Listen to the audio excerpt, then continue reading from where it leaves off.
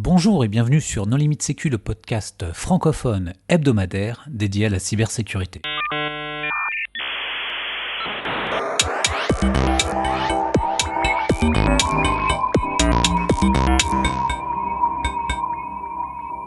Alors aujourd'hui, nous allons parler de désinformation dans le domaine du numérique avec Anaïs Meunier. Bonjour Anaïs.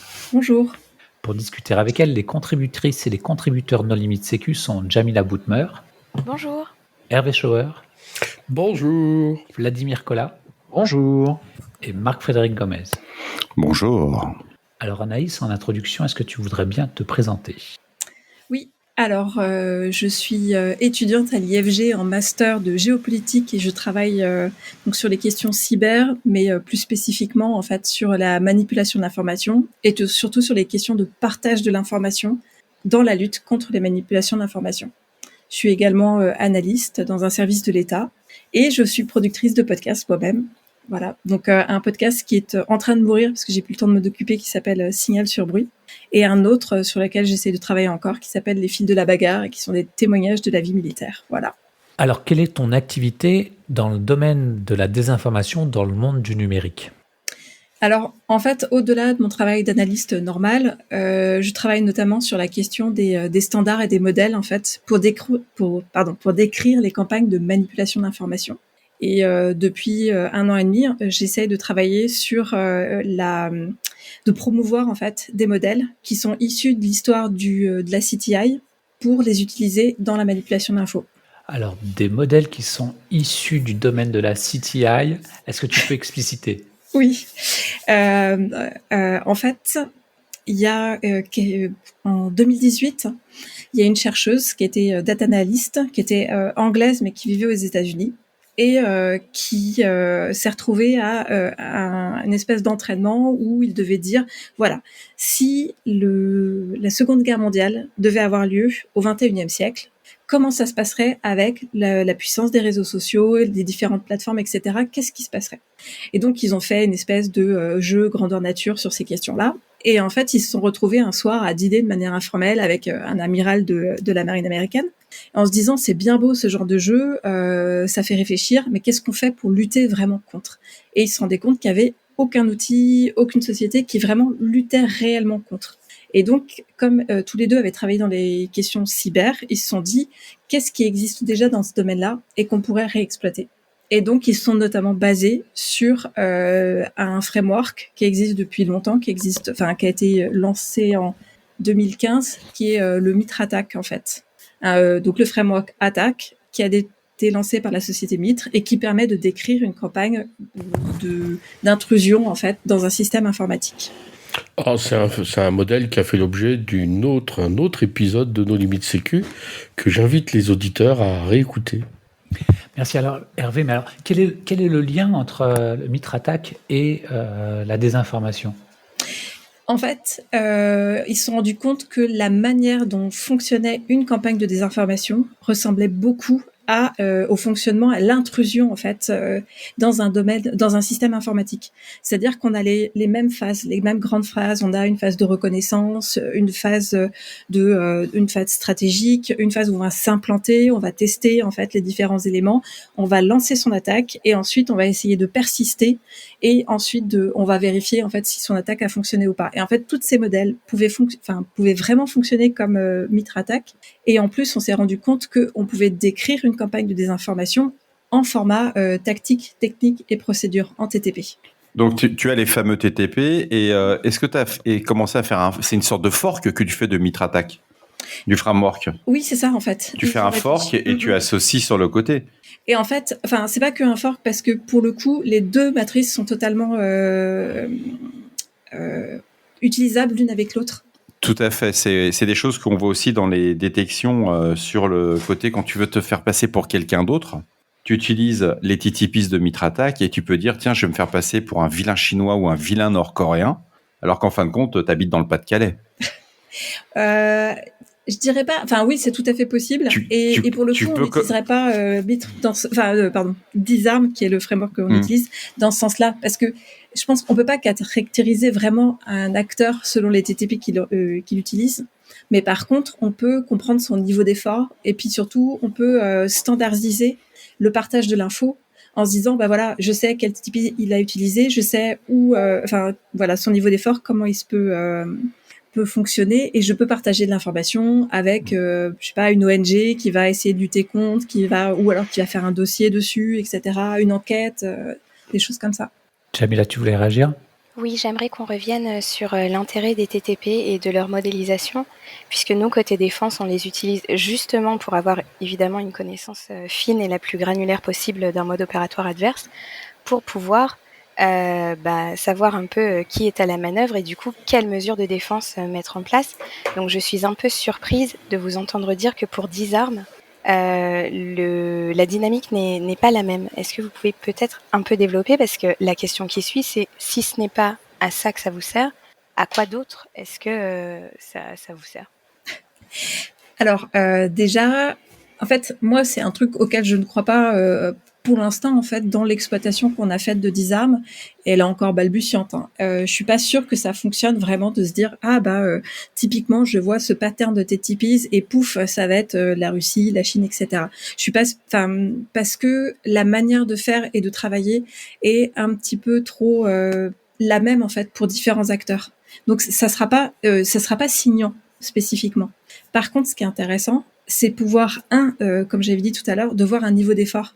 C'est-à-dire, les TTPs qui sont employés, si on voit que, hop, c'est une campagne d'astroturfing, c'est-à-dire qu'on va coordonner de manière inauthentique des comptes sur Twitter pour faire monter un topic trending sur Twitter, et pour que ce sujet soit emparé par ensuite la télévision et que ça passe à la télévision, et ben ça coûte pas très cher à faire. C'est pas très compliqué en fait de coordonner des gens ou des trolls de coordonner des trolls pour que ça monte en fait en TT sur Twitter. Quand tu dis des trolls, c'est des logiciels automatiques, c'est ça ou... Non, les trolls, c'est vraiment des gens humains. Ouais, c'est des personnes. Les usines à trolls qui avaient été documentées justement à Saint-Pétersbourg pour influencer les élections américaines, par exemple. Ou pendant les élections françaises, c'est David Chavalarias notamment qui a pas mal documenté l'exploitation par l'équipe de Zemmour notamment de trolls qui sont, ça pourrait être un engagement politique, mais en fait ça ne répond pas au CGU de la plateforme, donc c'est vraiment une activité qui n'est pas licite.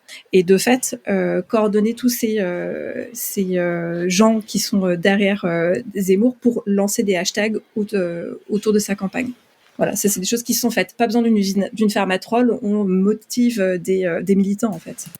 Et si on fait le rapport avec le Mitra Attack, cette phase correspondrait, donc cette phase de coordination des trolls correspondrait à la première compromission? En fait, les deux modèles ressemblent, mais ils sont pas exactement on n'a pas les mêmes phases. Pas exactement les mêmes phases. Ça permet de construire une kill chain aussi à terme, mais honnêtement, c'est pas la même c'est pas le même type de phase. Et pour revenir sur la question de tout à l'heure, donc on n'a pas forcément des patterns, c'est pas forcément évident, mais donc il y a cette question de niveau d'effort de l'attaquant. Et ce que je disais, donc une campagne d'astroturfing, pas gros niveau d'effort. Par contre, si on va faire du typo squatting, là, ça demande un petit peu plus de compétences, en fait, notamment des compétences cyber. Et on va se dire, bon, là, il y a des gens qui veulent vraiment, s'ils veulent détourner un flux de lecteurs, d'internautes vers un autre site qui est typo squatté, si même ils mettent sur ce site soit de la fausse information ou ça peut être aussi pour installer un ransomware ou enfin ce genre de choses. Ça, on comprend que c'est une campagne qui a plus d'argent, où les gens ont plus de développement derrière. Donc, ça nous donne aussi des éléments d'information et de compréhension en fait de l'attaque. Mais l'intérêt aussi pour nous, c'est de comprendre la globalité d'une campagne de désinformation, parce que les outils sont vraiment multiples et on a tendance à penser, la désinfo, c'est Twitter, c'est Facebook, et puis c'est tout. Alors qu'en fait, on peut s'attaquer au site internet, on peut créer des réseaux de sites, on peut exploiter le SEO de Google pour que certains sites, certains mots passent avant, etc. Tous ces éléments-là sont décrits en fait dans la matrice. Ou influencer les articles Wikipédia en créant des faux comptes pour modifier les contenus des sites Wikipédia, ou intruser entre guillemets des réseaux forums d'échange de médias connus pour poster de potentiels vrais faux blogs. Aucun lien avec des choses qui sont aucun lien avec l'actualité. Non, aucun. Exactement. Mais tout à fait. Petit cas d'étude, si jamais pour mener une campagne de désinformation, un mode opératoire adverse venait à s'introduire sur le système d'information, par exemple, d'un média, pour pouvoir lui-même, avec toute la légitimité qui lui est accordée avec les droits sur le compte ou que sais-je, publier sur ce site légitime des articles de désinformation, on capitalise ça avec Mitre ou avec Disarm?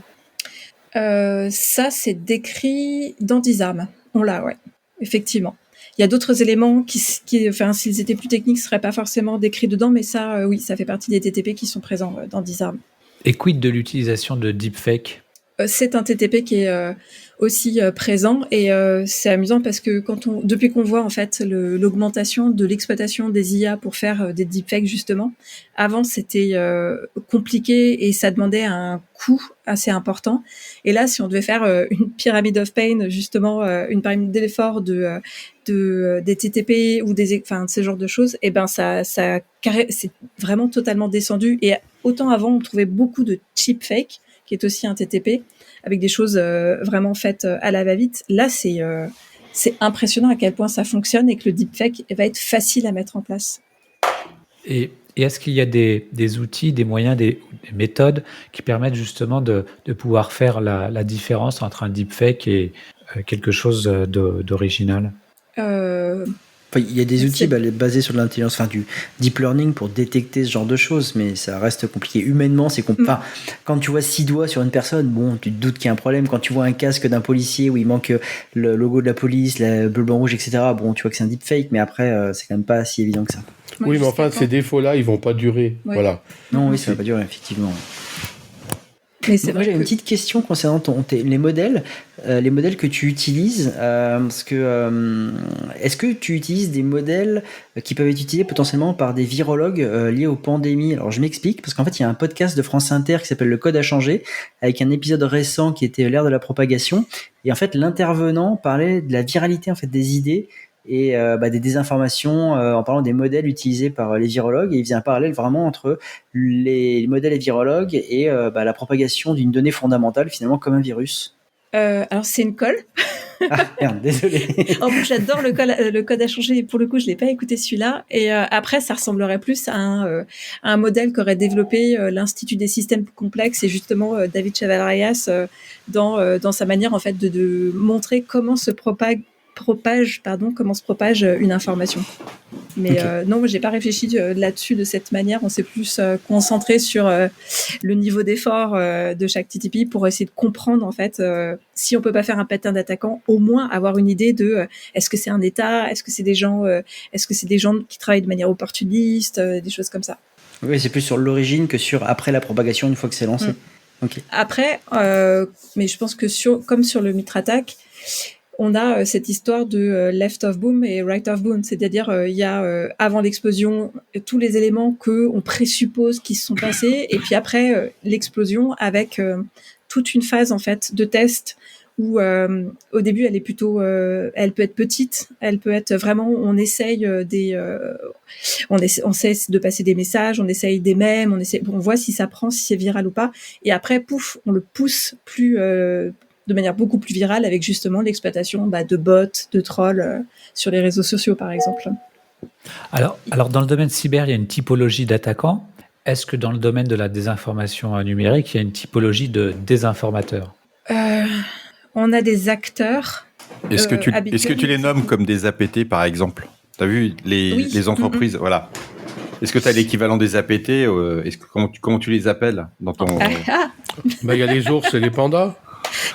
Mais en fait, je pense que c'est plutôt l'inverse. C'est est-ce que les APT font de la désinformation, et effectivement, on retrouve certains qui en font. Et on peut exploiter les bases de données où il y a ce genre d'éléments-là, d'informations dans notre domaine. Mais dans l'autre sens, justement, c'est un truc que j'aimerais bien voir se faire, c'est qu'il n'y a pas de wiki sur la désinformation. La nomenclature, c'est toi qui peux la faire. Si tu regardes bien, chaque éditeur de cybersécurité met un nom sur un groupe d'attaquants qui peut être le même. Rien ne t'empêche de dire, au lieu de les appeler APT1, je les ai appelés IF1 pour information, et puis voilà, c'est parti, quoi.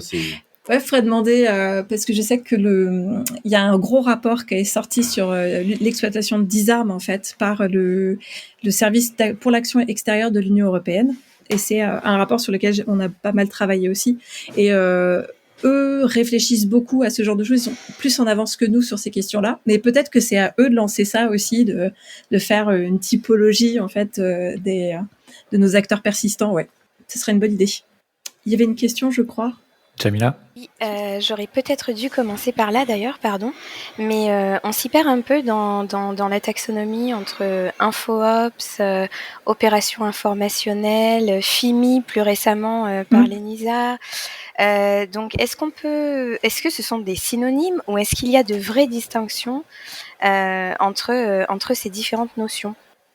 Alors, je pense qu'il y a FIMI, c'est notamment exploité par justement le SEAE, c'est un des organismes qui a posé ces termes-là. C'est Foreign Information Manipulation and Interference. Et donc, c'est un terme qui est plus utilisé par le SEAE. Qui en France, on va moins utiliser ces termes-là. Avec la création de Viginum, on parle d'ingérence numérique étrangère. Effectivement, on parle de campagne de manipulation de l'information, etc. Il y a en fait, la difficulté, elle se fait plutôt sur qu'est-ce qu'on définit comme étant de l'influence et qu'est-ce qui sont des opérations de manipulation de l'information. Et en fait, quasiment tout va se retrouver dans opération de manipulation d'information parce que désinformation ou mésinformation, ces termes-là n'ont pas forcément une vraie... sont moins exploitables aujourd'hui, on va dire. Quand on parle le pire, c'est de parler de fake news, parce que fake news, ça ne veut absolument rien dire. Si on parle de fake news, c'est comme si on était Donald Trump sur Twitter ou sur Fox News. C'est un élément de langage qui fait partie et qui est signant pour une certaine communauté.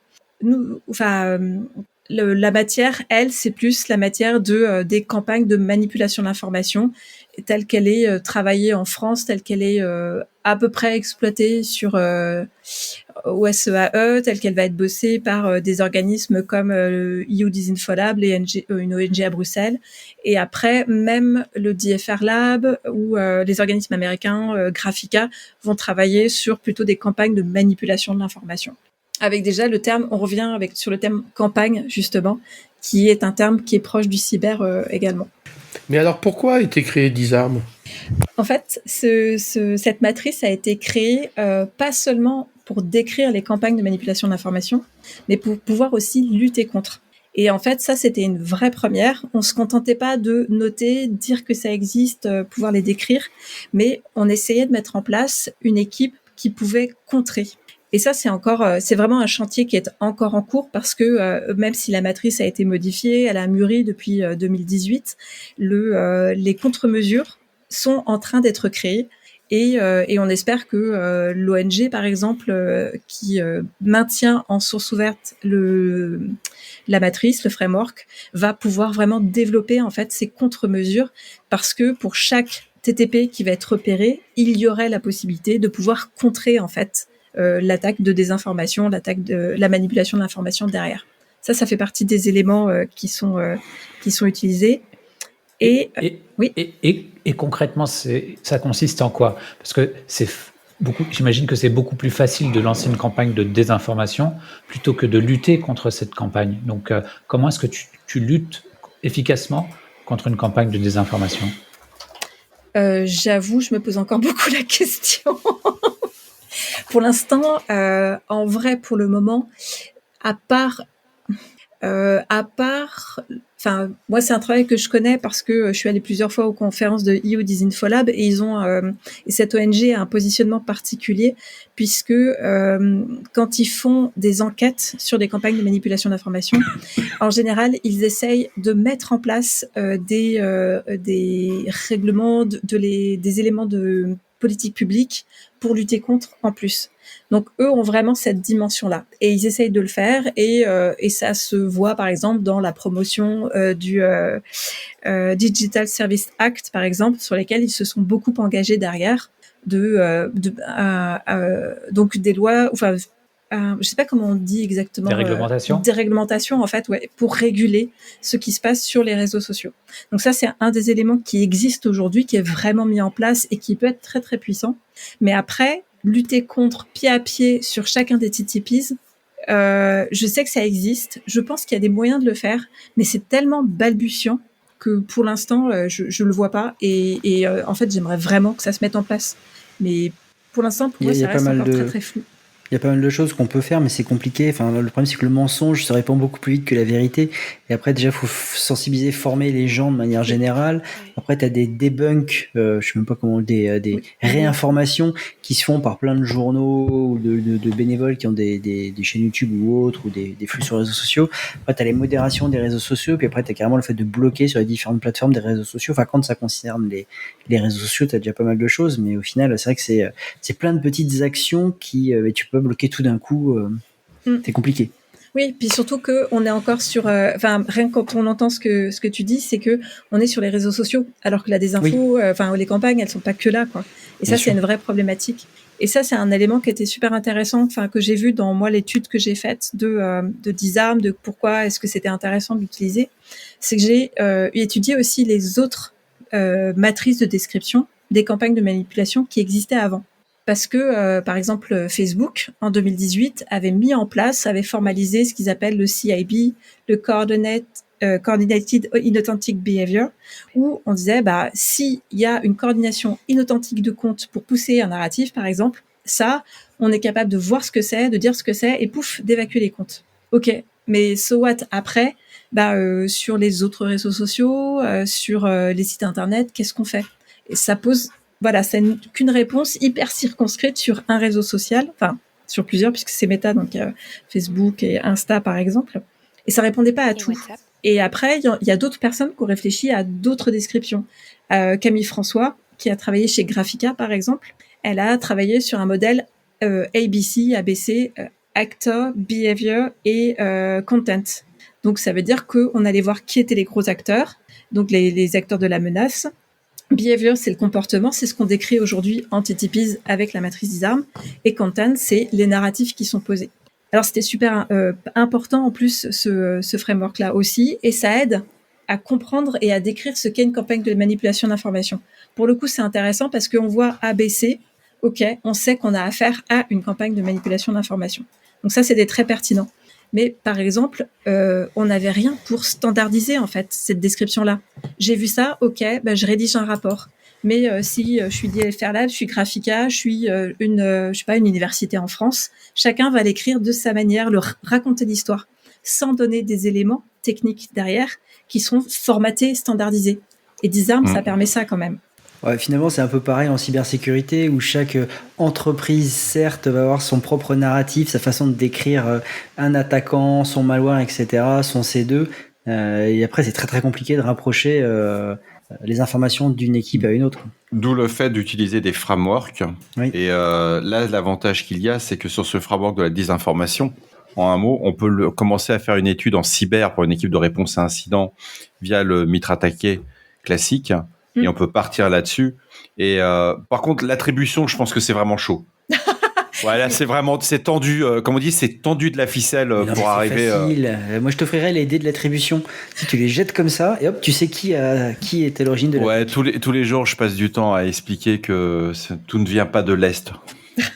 Ah, mais il y a plusieurs phases sur les dés. Hein. Tu sais, t'as tous les pays.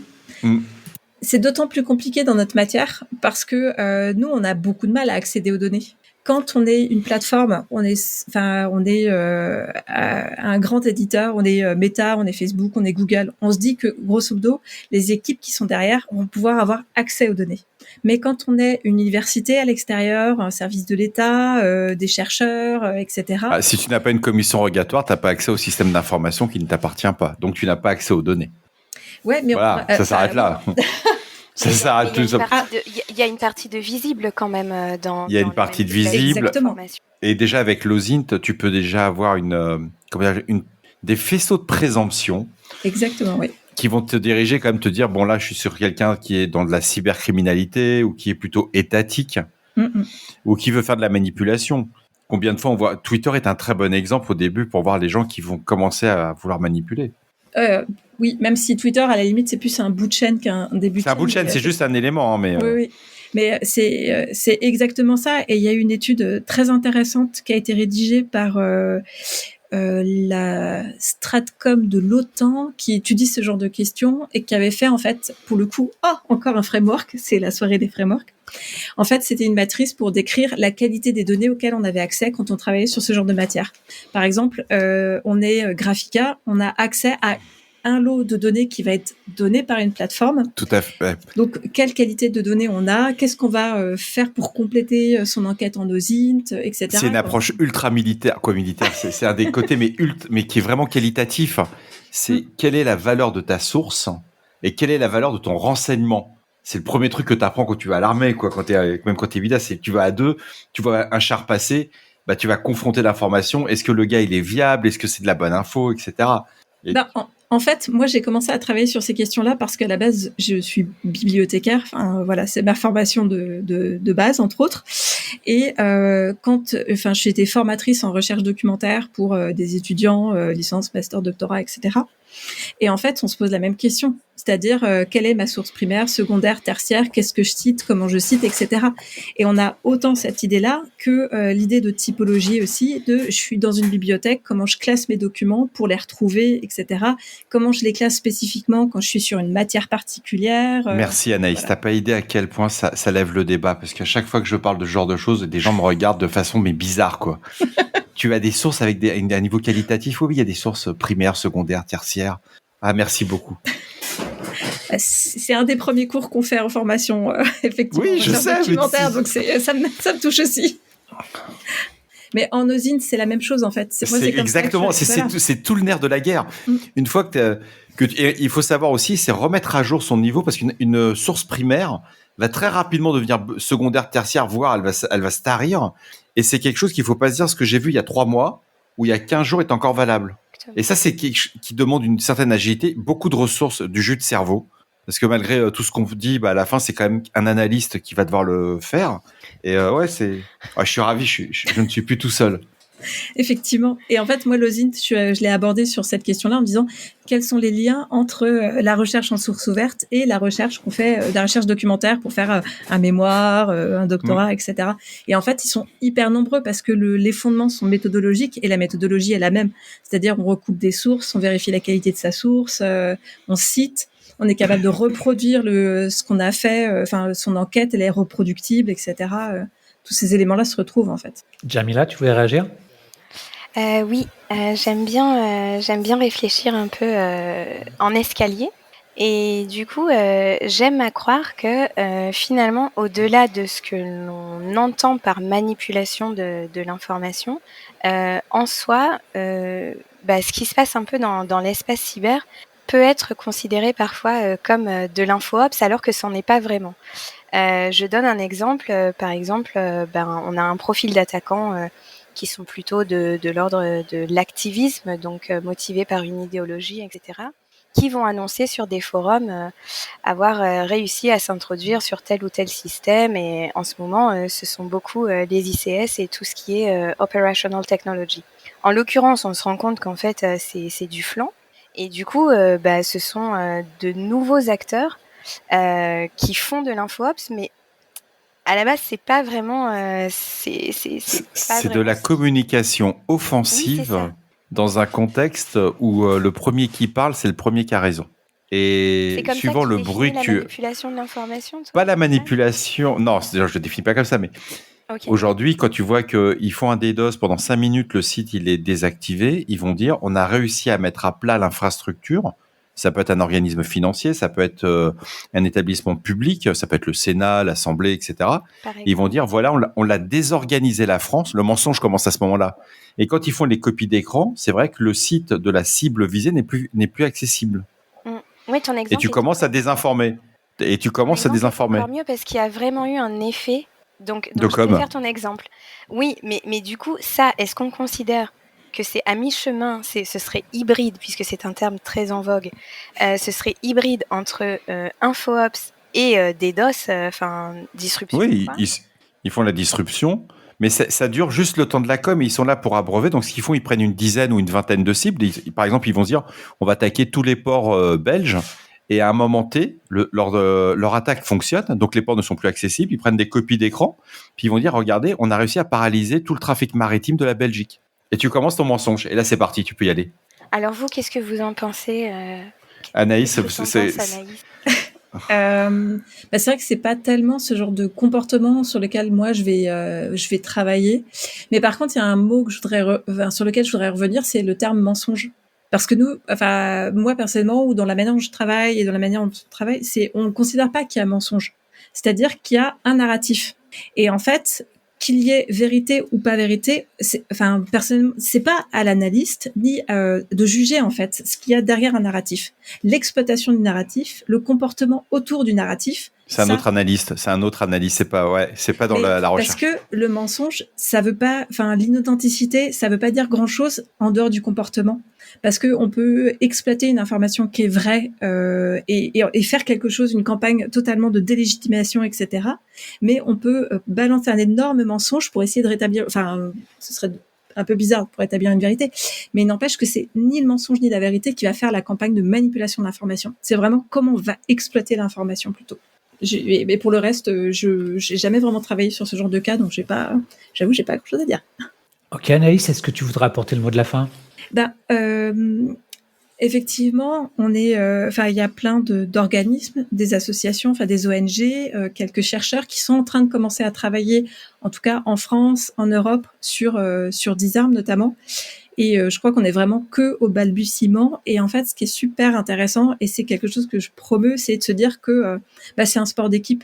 En fait, si on est tout seul et qu'on reste sur ses petites données et sa manière de travailler et sans regarder ce qui se passe autour, on va pas aller très loin. Et le fait de pouvoir se rendre compte que différentes organisations sont en train de se poser cette question-là, qu'il y a cette énergie qui est en train d'être mise pour se dire, il y a des outils qui ont été développés dans un champ qui est vraiment proche de la désinformation ou des campagnes de manipulation de l'information, sur lesquelles on peut s'appuyer, on peut récupérer des éléments techniques dessus, on peut comprendre un peu mieux cet environnement-là. Ça donne des billes ensuite pour enfin un jour pouvoir vraiment lutter efficacement contre. Et j'espère vraiment qu'on va aboutir à ça.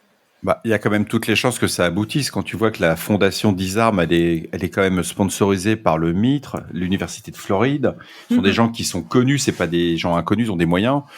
Tu as aussi des philanthropes qui ont mis de l'argent, parce qu'il faut de l'argent derrière une fondation pour que ça tienne. Tu as Public Democracy, tu as l'Alliance for Europe.